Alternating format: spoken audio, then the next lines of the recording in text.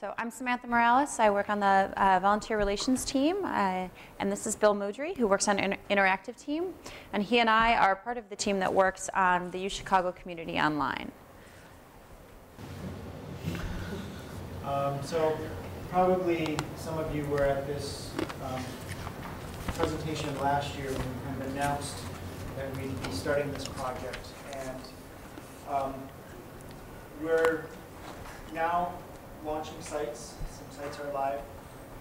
And so we just want to tell you, a little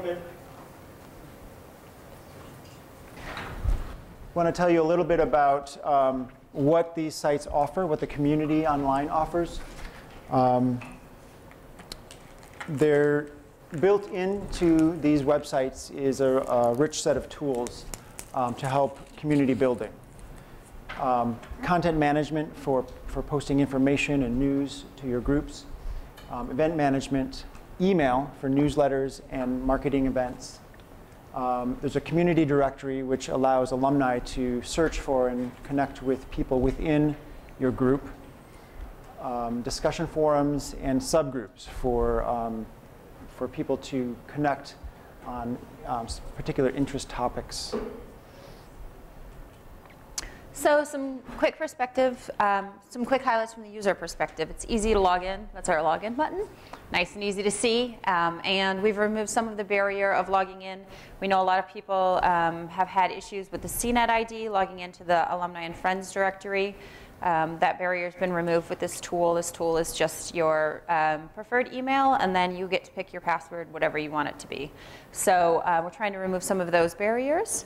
It's easy to update your profile and customize your preferences. This is kind of a quick snapshot of the profile. And then if you stop at the table outside, there's some directions on how you can see your full profile if you're interested in going to take a look at your profile.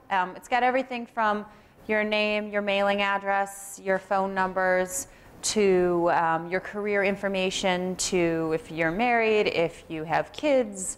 It's a whole wealth of information. And then we have a lot of this granular show hide functionality. So let's say you just want to show or hide your maiden name, you can do that. You just want to hide one of your email addresses, you can do that.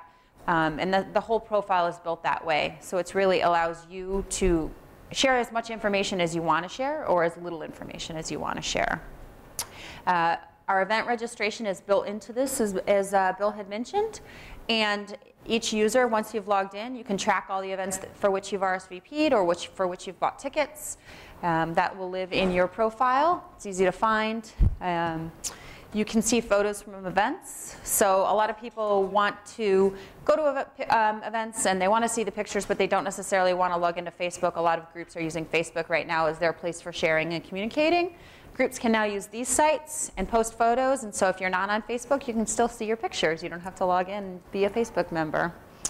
And we do have social media integration for those people who are on those platforms. So if you look over here on this blog, this is from the UK site. I know it's hard to see, it's small, but people can share, they can like, and they can comment using Facebook, Twitter, those types of platforms. And then one other benefit, and this goes back to that password, is that if you're in, for example, right now we have the DC site and the Lgbt site that are both live. If you're in both, your password and your email are the same. Your login is the same across all of the platforms. And your profile updates across all of the platforms. So you only have to change your information in one place. And that also gets relayed back to the university, so it gets updated in other places. So for example, if you update your address here, the magazine will go to your new home address. You don't have to contact the magazine separately so that you can get your address updated. So now I'll talk a little bit about, from an administrator perspective, what's available, or what are the highlights of the sites. I mean, the big thing here is data. You know, as an administrator, you'll have access to all kinds of data that will help you manage your group. Not only just the individuals who are in the group, but also data about the emails that you send. So what are the open rates? What are the click-through rates? Linked up to all of the sites, we've put Google Analytics. So each club will have an account which they can log into and view the traffic on the site, what pages are of interest to the members. So I'm sorry, maybe I missed something for a second, but this will all be hosted on UChicago's server.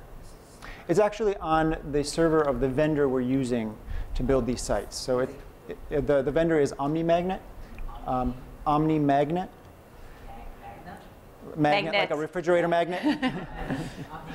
Yes, and it's built on their software called Alumni Magnet. And there you actually have a number of clients that are similar. So U of I, Harvard Business School, they do the same kind of thing for those groups as well.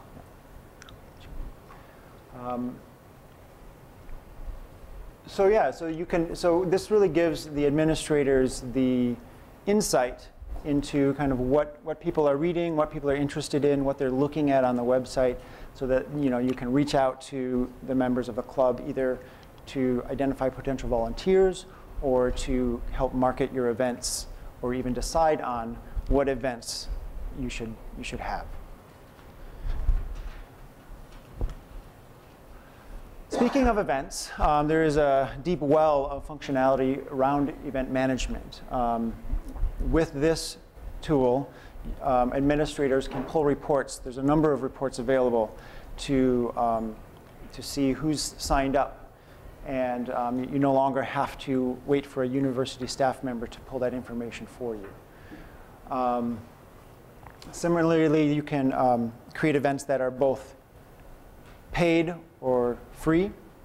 And you can, even with paid events, provide pricing, different pricing, or comp tickets for VIPs, that sort of thing. Shown here, the Look Who's Coming functionality. So you can turn this on an event. You can set it to only show when there's 10 or 50 registered people. And this is just a view of kind of an RSVP form where you don't have to, it's a quick RSVP. You don't have to go through a registration process or a payment process. This is for an event that would be free.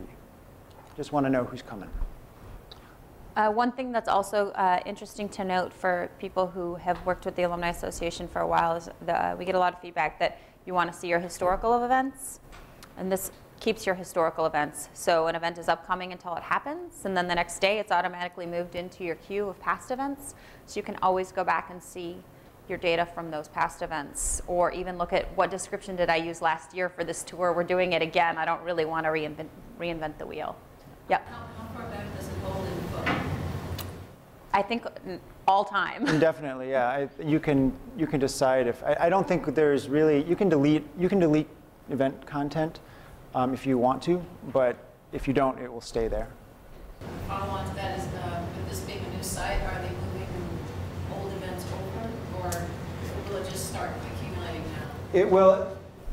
A little bit of both. So some clubs, when they launch, have decided that they want to kind of fill the event history queue with at least the most recent past events, just so people, when they come to the site, can see what type of activity is going on with the club. And so they do that. They create the content, and it just lives as past events. For which clubs is it already working on the member platform? Are there any clubs for which is working on the member platform? We have, actually, we're going to go through the list in a couple slides here, but I can tell you, like the Washington, D.C. club, the LGBT club. So the site needs to go live to have event registration. Correct. Yeah. I mean, all of the functionality I mean, there's a development period. So when you get a new site, you'll be, it won't be live, but you'll be able to create the content for it. Everything functions technically, but it's not available. And then once it goes live, it's anybody who comes to the site, all of the functionality is on. It works. And then once you launch the site, which that just means you send out the invite to everybody to come and log in, that's when you'll start seeing activity. So is it managed by a group of people or could alumni potentially just create events? Absolutely. The intent is that these sites will be managed by alumni volunteers. And all of this functionality and the tool sets we're talking about are available to volunteers who have been made admins of the site. Does it track just stuff that's put up by the college? Does it track the professional graduate students as well? The platform is open to, it's open to anyone. So we've talked to some different campus partners that will have sites, for example, MAPS, the Masters, MAPSS, not MAPPS, MAPSS, that alumni group is working on building out a site of their own right now. And so, anyone can go to the sites and look at them and join them. So someone from the college could go to the MAP site and look at it and join it and attend events if they wanted to, as long as they were open. But you don't have to be a member of the college to be in the directory, right? You don't have to be, you don't have to be from Booth to be in a particular club. It's meant to be open. Yeah, of course. Would it be possible, I've been involved with the Montreal and Toronto groups, and during the winter the weather can get very prohibitive for meetings. If the group is meeting rather regularly during clement weather, and then perhaps has a video conference scheduled, say everybody plugs in with their CNET ID to the computer, which is the alumni platform, and we then talk about a book that we've all read, or have some social interaction scheduled, a chat, for instance, an online interactive chat at a particular hour. Yeah, that's actually would be a great idea. Currently, video conferencing is not built into this tool. How about online chat? Not real-time chat. We have forums where people can post messages and respond to each other, but it's not real-time. I think what you're talking about is where you're actually online all at the same time. The nice thing about having a vendor like this is that this product is built specifically for alumni clubs, and it's being used by other universities. So certainly these types of suggestions we're posing to the vendor, and as they can continue to develop the product and get enough interest in a particular feature, then they'll build that out for everybody who's using it. Why do we need to spend resources on it? Why don't you want to use some social network, for example, Google Plus for it? Why do you want it to be hosted on the university platform? If it's not available here, we will use Google Plus. So what would you say about it, like spending university resources on something that could be done somewhere? Does it make sense? So yeah, and I think that's always the balance. And we, there's certain enhancements to the product that really have to be done in the core of the product, and that's where we go to the vendor and ask them, is this worth your time to provide it for us and the rest of your clients? But there are also some, customization types of requests that we get that we also, in turn, as a university, have to decide, is it worth us to spend development hours and resources to build out just for our implementation of this software? Sometimes the answer is yes, sometimes maybe not. Yeah. But I think it's something that we can certainly look at. It's something that we would have to weigh and see if there were a mass of alumni that were interested in the tool, and that is part of the tool. Is developing, it will come. Sure. Maybe we'll use Google Plus for a few years, and then it will come. Yeah, and some of these things, what they try to do is provide integrations so that maybe Alumni Magnet's not going to build out a video conferencing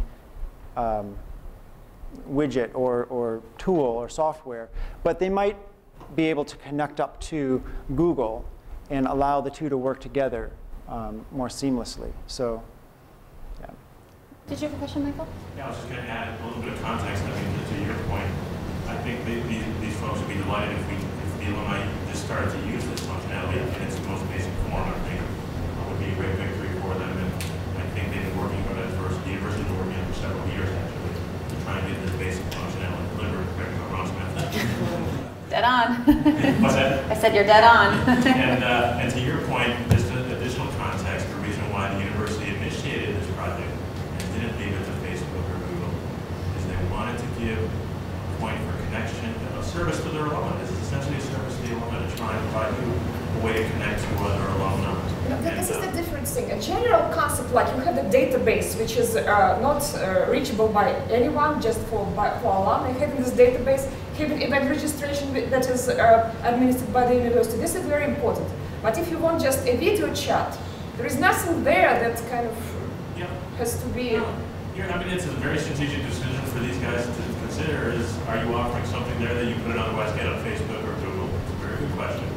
But I think I appreciate the university's effort to try and provide a point of connection for alumni who have a similar interest, whether it be any of the affinity groups, the military affinity group, the Christian affinity group, any group out there. That's what the university is trying to offer to the alumni, is some point of connection. Did you have a question? Yeah, one of the things that I enjoy about reading the Chicago magazine is the alumni news section, kind of class news thing. Does this tool allow for posting those things and maybe catching up on the class news, which would be specific to your own interests? So yeah, there's definitely space, and maybe we can flip to the next slide. So there's definitely space on these pages to kind of make them what you will. So these are some of the groups that are live right now. We have our senior class gift, UK, and Lgbt, and here is. This particular one is an RSS news feed for the university, right? So your university news is always going to come up here. But if it was class notes for 2013, which is right now senior class gift, but in 5 years will be just that class, then in their news section up here, down below, so this is upcoming events, and below it is latest news. That's all the news that the club wants to populate, right? So it's whatever content that group feels is important to share. And you can do it different. You can do it as, posting content that's unique and having it show up as a news article on the site, or you can feed it from another source. So if if the magazine is like say a fellow alumnus, for instance, may be featured in some whatever magazine that you would like to bring to attention of the classmates, you could link that. Yeah, definitely. You could write your own article and link to the other source, or however you want to. Or even in the discussion forums. Again, another place you could say, "Hey, I read this great story about Muriel. Put the link in. Anyone else that's interested." So this is what that's meant for. And is it like Facebook, where once you post it, it never, ever, ever goes away? Unless an administrator deletes it.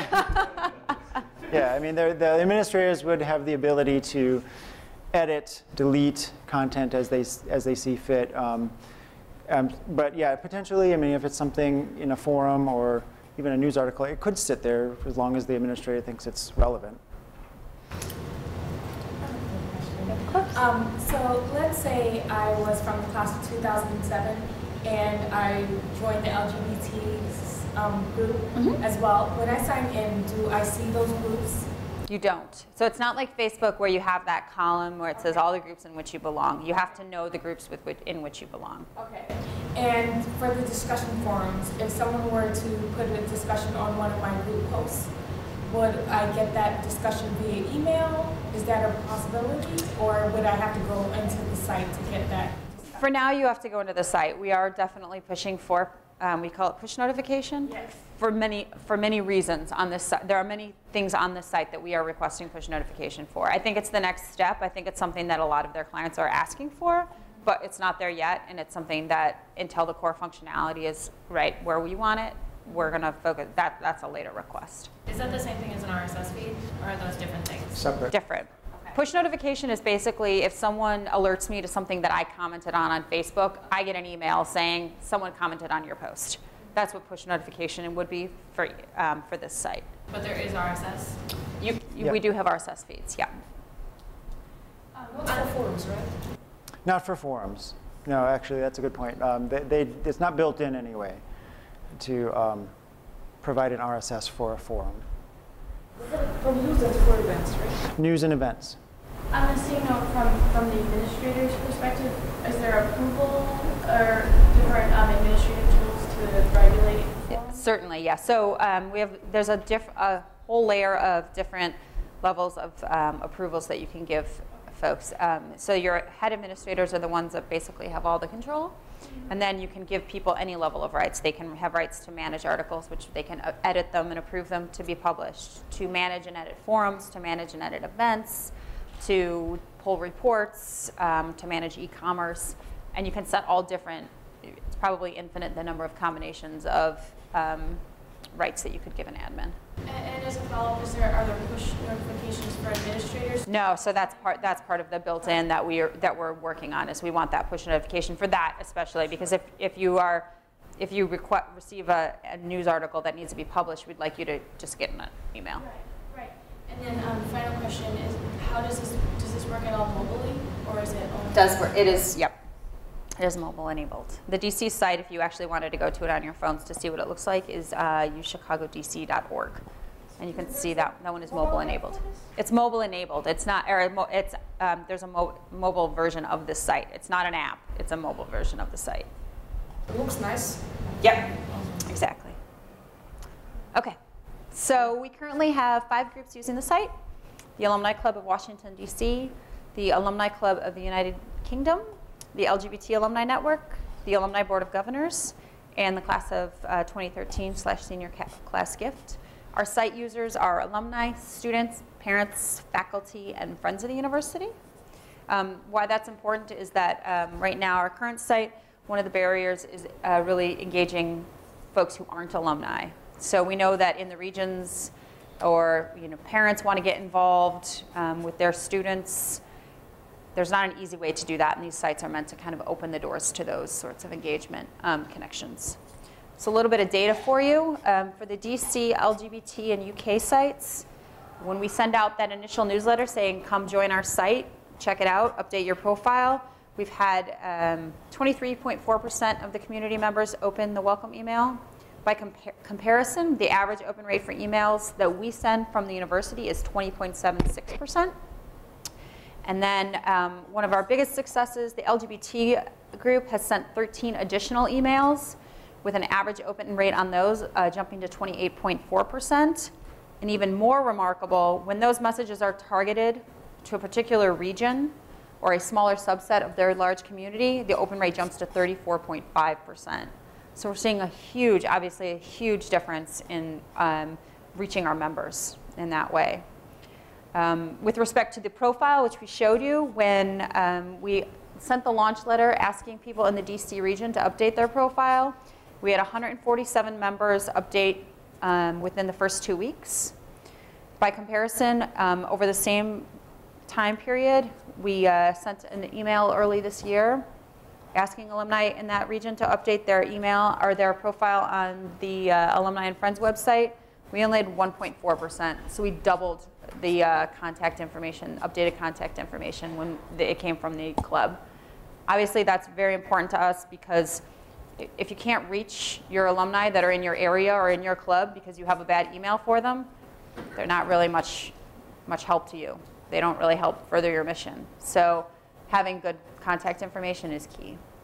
I'm actually going to let Eric Rogers, who is here today with us as well. He is the head of the LGBT Affinity group. He's going to talk a little bit more about the successes that they've had. So yeah, I'm both on staff and on the steering committee for the LGBT alumni. We were really excited to launch on Alumni Magnet right before Alumni Weekend, so in late May of this year. And Samantha told you a little bit of the success that we've had with the email newsletters. What she didn't say is that it has also made a big difference for us because it's much easier to use than the avenues of communication that we've had in the past.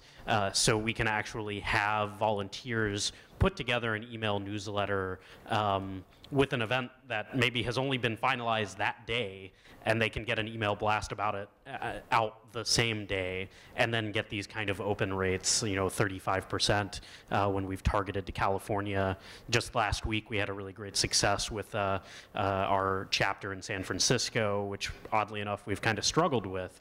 And we got 15 people out for a happy hour there, which is huge. So that's the main thing I would say is that this takes the filter off of communications by speeding up alumni volunteers in their ability to plan events, get them up on the web, get registration live if it's required, and then blast it out via email. So I'm happy. I'm going to have to duck out a little early from this session, but Samantha can put anyone in touch with me, or just check out UChicagoLGBTalumni.org, and you'll see, the site has, in addition to helping us be successful with our events, it helped us successfully execute a small fundraising campaign last fiscal year, where the group, the board, decided to raise money for the Office of LGBTQ Student Life, and now a big project that we're using it to push this year, probably for the next couple of years, is an oral history project that we're doing jointly with the Center for the Study of Gender and Sexuality and the Special Collections at the Regenstein. So, thanks. Thanks, Eric. So as I was saying, that we anticipate as the pool of alumni in your group expands, so too will the number of people who are attending your events, who are volunteering, and who are networking in your communities, both online and in person. Obviously, we hope that being engaged online translates to them actually coming out to an event or actually reaching out and volunteering to mentor a student, host a Metcalf. Currently in development are the MAPS Alumni Association, which I mentioned, the class of 2007 Arts Alumni Affinity Group, our Chicago Women's Alliance, the Military Affinity Group, the Latino Alumni Network, and regional alumni clubs in Seattle, Twin Cities, New York, and more to come. So once they go live, will you list them on the university magnet site? So the places that the new sites will be listed are Alumni and Friends. So Alumni and Friends will be listed. And then also on our UChicagoAlumni.org, which is kind of the home of all of these, there's a listing there as well, so that no matter what, people can find you. So if I'm part of the Alumni Club of New York City and part of the Arts Alumni, is the content syndicated in some sense that it's combined, or do I have to go to both sites to check? You have to go to both, because really the sites are supposed to be driven and be the voice of that particular community. So while the RSS feed with the university news and a pod on another side with, for example, right now we're talking about alumni awards on it, some of that content will be the same, but the majority of it is really meant for that particular community, and so it will not be the same across. What will be the same across is your login to each site and your profile. So you only need to go into one of the clubs if you want to change your address, for instance, and that will get pushed across all of the other sites that are live. Similarly, when you log in, you're going to be using the same preferred email address and password across all of the sites. Let's say you wanted to plan an event in New York City at a military museum for people who like museums and the arts. So if you want to put it out to all those different groups, do you have to go to each of those sites and ask them to post it, or is there some way to get an event like that that can go to all the different sites to get maximum participation across all the groups that might be interested? The way this would work currently in this platform is that one of the sites would create the registration form, right? And then you could create event pages, which just gives the information about the event and a link to the registration form on any of the other sites as well, so that it'll show up in each site's calendar. But then when people click to register, they all go to one of the sites, and all of the information there is stored in one place. But at this point, you would have to create the event in the 3 different clubs. And so you kind clubs. of have to know about all those different groups too, right? I mean, you have to know. Like, I didn't know about Arts Alumni until today, but I knew about some of the others. So it's just interesting to me that there are these other groups out there that I'd like to have max participation. Anybody in Arts Alumni probably likes museums. Right. So it's just very interesting to me that there's no sort of central coordination. It's confusing to me, I guess is the right word. So we do have, we will have, as the site goes on, a more comprehensive listing. And on Alumni and Friends, there is a comprehensive listing as well of the different groups that exist. but what I would also suggest is that, you know, you really talk to your staff liaison about cross-marketing. Well, and I think part of it will just be practice too, right? Once you get going and you see how to do it, it'll become easier. Yeah, I think it's really just, we're trying to strike a balance with this because we want to be able to put the tools in the hands of the volunteers so that they can, you know, create, market their events the way they want to do it. But to do that, we have to kind of decentralize it a little bit. So along the lines of what she was asking, is there going to be a calendar where, say, we can see all the events being planned by other people, even if we're not getting email blasts? And then particularly that would help with planning as well, so we don't pick a date for a meeting where we end up in a conflict with a group that might have somewhat similar interests. We've discovered that in our community refinement, that would be helpful, and also a place where we can bang our own calendar up against the university's main calendar. Some of the events here sometimes conflict, particularly downtown, like the Harris shows, talks, or great books. So if we could have a calendar at least where we could see other events listed, even if we don't get email. it actually exists currently on the UChicago Alumni.org, the main page for this community. There is a global calendar, which all of the events from all of the clubs that are live will roll up into. The calendar is going to evolve because currently that's separate. It only contains events that are coming from clubs that are on this platform already. As we continue to roll out more clubs, first of all, that calendar will become more comprehensive, but we're also wanting to tie that in some way to the university calendar, which you mentioned. So it probably won't live in the same form as it is now in the future. We'll have to figure out how best to link everything up, whether it's through RSS feeds or whatever technology works the best. But for now, you can go to the main page of the community and see all of the events and all of the live sites. I'm sorry, the website you gave is live today? UChicagoAlumni.org. For the event registration forms, can you customize the fields that you are asking information about, or is it sort of standard requests?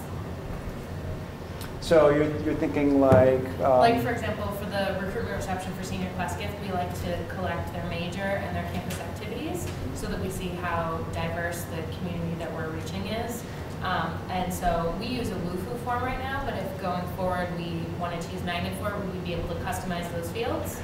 Yeah, there are some fields that you can customize on the registration form to collect information like dietary restrictions, and you can put it in whatever you want there. So is the major already in the database? Major is already in the database. Yeah, so but for current students, it's not. Good point. It's not Yeah, recorded. we have degrees in the database on this site, but not students' information. So how does that work with event fees? Like they get collected centrally, and then is there like a When you say reimbursement? event fees, what do you mean? Like if you have a paid-for event that people register for, Mhm. apparently it's like a tour or museum package that you arrange with the museum or some dining arrangement afterwards, and they're all paid this site. Mhm. Is there a reimbursement process of sorts for getting that money to the event itself? I'm not sure if either of us have all the details about. Yeah, I how think the- that would be something you'd have to work out with the staff liaison for that particular club. But yes, I mean, the short answer is yes. I mean, there is those all will be working together. All of the payment happens in the back end, and it's linked up to university accounts. So staff at the Alumni Association will manage, moving money from particular events into the right accounts for the clubs. The volunteers don't have to set up anything in terms of payment processing. It's already linked up into the platform itself. So. I know that you said that your login information as well as your password means the same for each site. Would I have to put in my login information as well as my password and go to each site and do that again and again? Or can I just put it in once and then I can go to wherever I want to? once you've signed into one site, if you want to go over to another site's page, you browse to it. You do have to click the sign in button, but then it automatically signs you in. I have been working on the Women's Alliance site for a while, and I have just one question to everybody. How do we continue this discussion? Last year, when we had a similar meeting, you advertised this volunteer lunch, but I found that I'm the only one who's posting questions there. So how would you people like to continue? Like if you have more questions, if you start working on this site, how do we? I think we have something to share between us and to like ask questions so that I don't email Samantha or Bill, or don't just use the support tracker, so that we don't duplicate what they do. How do we communicate? Isn't there a forum? Yes, but no one is using it. I'm the only one. I will say also that we are, and you'll get an invitation to this shortly, but we are in the midst of setting up a monthly user group meeting for volunteer users of the site. So any volunteer that's on the site that has questions about it, or wants to share questions or answers or concerns with other members, other volunteers, you will have there will be a monthly kind of call-in, come as you are. Video screencast that you can watch to learn about the features? Yeah, so there's a vast number of videos on the site that are meant to walk you through all the different functionalities that exist. About the volunteers lunch. Yes. Yes? Any reasons not to go there, not to kind of try ask questions there? My site is brand new, so I haven't had any questions yet. At least not ones that I don't just go to Smith. So do we want to just have those video conferences? Any chance that we have online discussions? No one wants to do that? Where are you based? Huh? Where are you based? They don't know about the lunch so much. People just don't know about it. Well, we're going to get to that point. We're still in the presentation. You had a question, sir? I have two questions. Yes. And I want to ask both, and then you can answer Okay. both at the same time. One question is for alums who have graduated before the technology of email. Can they get onto this website? Because they're not going to have a CNET ID, because there was no CNET ID. Right. Two, for those of us who forgot their CNET ID information, is there a way I can go out in the hallway and get it looked at real quick, or do I have to call someone? No CNET. Doesn't use CNET. All you need is your email address. So as long as... I don't remember my email address when I was here, and I'm sure so then, people who didn't have email addresses back in the day don't have one either. Ed Kane, ladies and gentlemen, please stand up. Ed's been at the table. Ed can help anyone find their preferred email address that's on a record with the university. So, and there are some people in our system, some alumni in our system that don't have emails on file, but we will, there's a process when you're trying to log in and you can't remember what your email address was, or there is no email address on your account.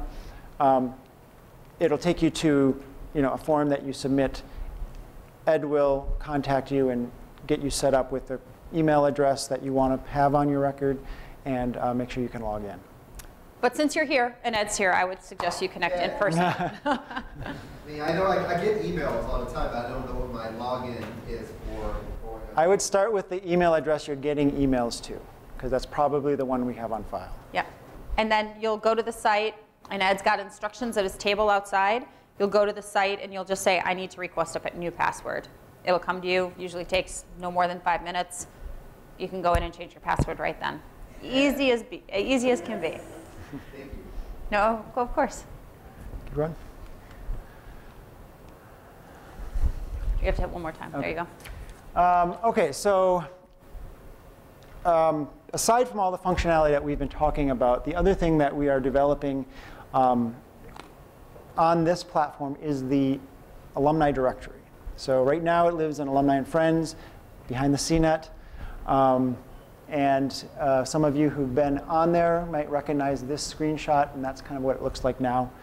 But we're building this out, and we've been working on it for the past few months in the UChicago community online. So we're moving over the whole directory, all the information, and it's going to provide a better interface, a lot of enhancement in the functionality of the directory as well.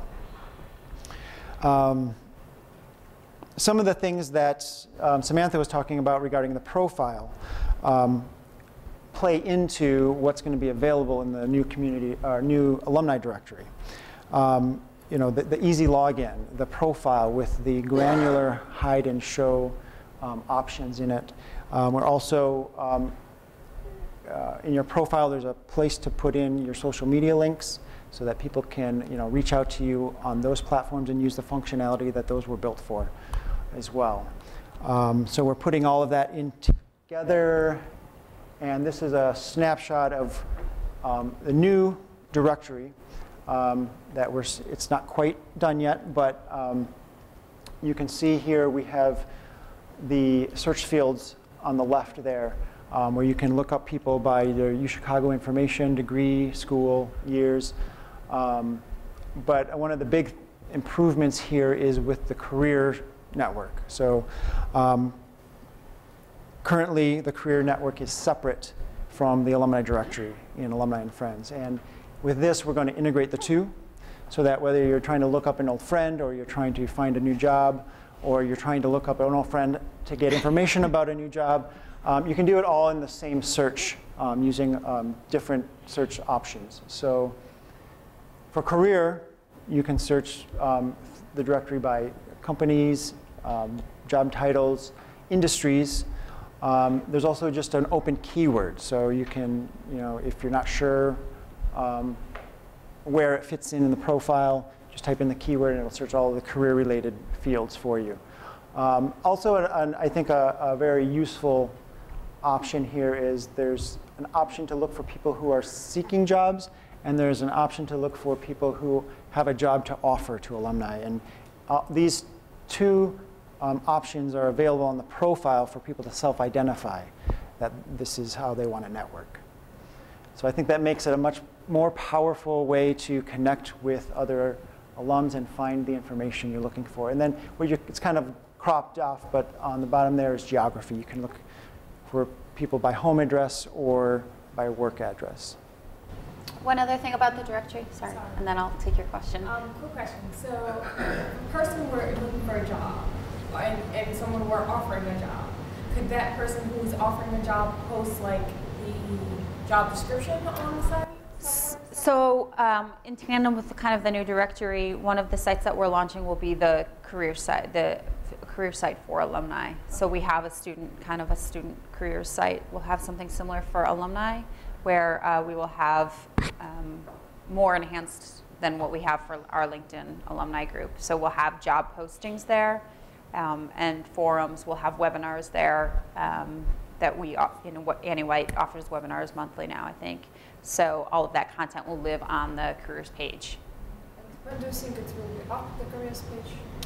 I'd have to check with that team to find out for sure. In the meanwhile, you can join the LinkedIn group. And there is Tommy, what's his name, Toby? Toby, yeah. Toby Tiger? Yeah. You just email your job to him and he will post it in the group. Oh. Yeah. Oh, if you're an alum? No, I'm staff. Okay. Yeah, but long-term. Alums Long-term can just careers post page. jobs in that group. Okay. And if you can't be in that group, if you're not an alum, you just email the job to Tom.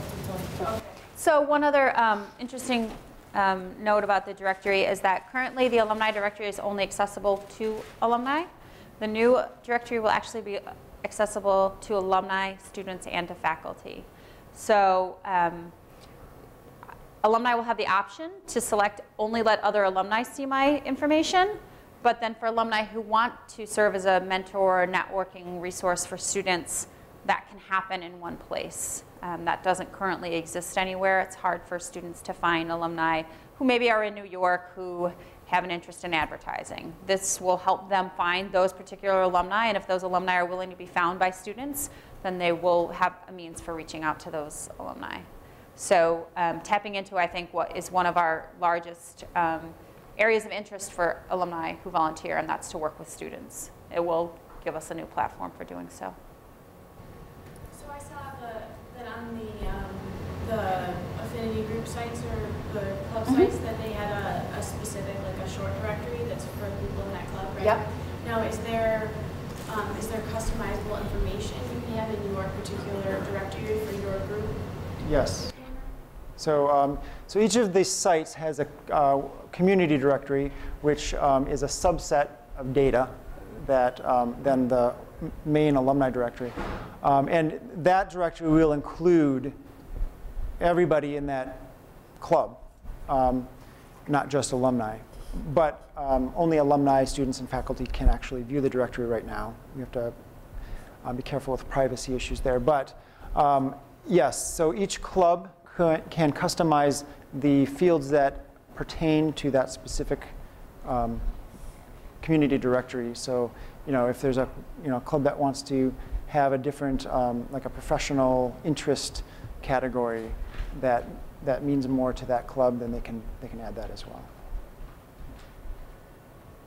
Anything else? Is there a hope to have Twitter join in as the two other social media? Oh, it is. It's just that Eric doesn't have Twitter on his account. So actually what's there is Facebook, Twitter, LinkedIn, and Google Plus is the fourth. So those are the four that are enabled. I would encourage you all, if you want to see how the directory works, to stop by Ed's table. He's got the instructions how to see your profile, and he's also got our not quite polished up directory. It is functional right now, so if you want to see how the functionality works, if you pop by either of those computers, you can check it out for yourselves. Thank you all for coming. I hope that you learned a little. I didn't understand this. So, do I just stay in the lounge alone and like, where's the information about those webinars that you mentioned? So you're going to be sending out an invitation for the user group meeting. So I think that would be a good place to start the discussion. Yeah. Because that'll be a live, meeting. All right, thanks, folks.